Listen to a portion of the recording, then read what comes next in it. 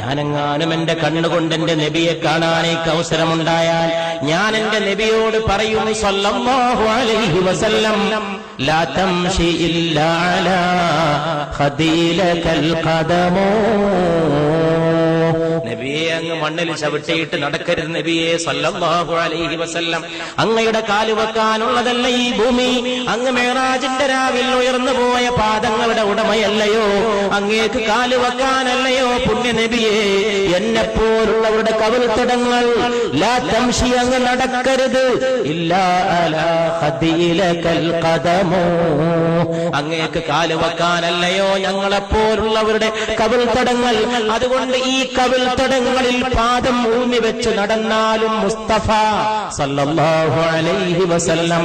അതുകൊണ്ട് പ്രിയപ്പെട്ടവരെ, ആകാശത്തിന് താഴെ ഇമ്പത്തോടെ പിടിച്ചു നിൽക്കാനും മുന്നോട്ട് പോകാനും ഉയർത്തിപ്പിടിക്കാനും